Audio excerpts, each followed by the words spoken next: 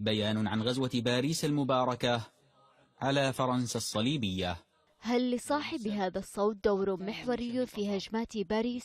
هذا ما تحاول الأجهزة الأمنية معرفته ومقارنته بدور البلجيكي عبد الحميد أباعود الذي يعتقد أنه العقل المدبر للهجمات، فيما تذهب مصادر قضائية على دراية وثيقة بمكافحة الإرهاب بالقول إن إعلان مسؤولية كهذه تعني أنه أحد الكوادر المتورطة في الجريمة التي لم تغن عنهم شيئا في شوارع باريس وأزقتها النتنة. هو فابيان كلوم.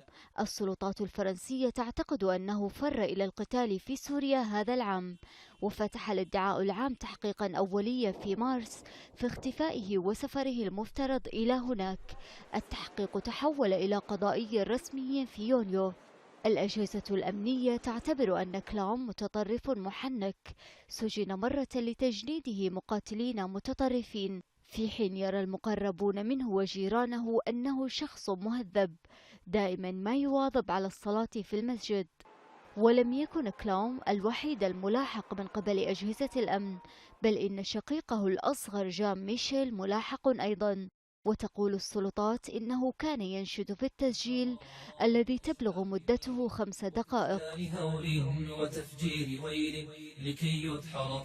الشقيقان وهما في منتصف الثلاثينيات من العمر كان من قبل على صلة بخلايا متطرفة في فرنسا وبلجيكا، وظهر اسم كل منهما في تحقيقات بشأن هجمات خطط لها في فرنسا. لذلك ترى مصادر أمنية أنه من المحتمل أن الشقيقين كانا في مرتبة أعلى من أباعود فيما يتصل بهجمات باريس، لكونهما ضالعان في تلك التحركات المتطرفة منذ فترة طويلة.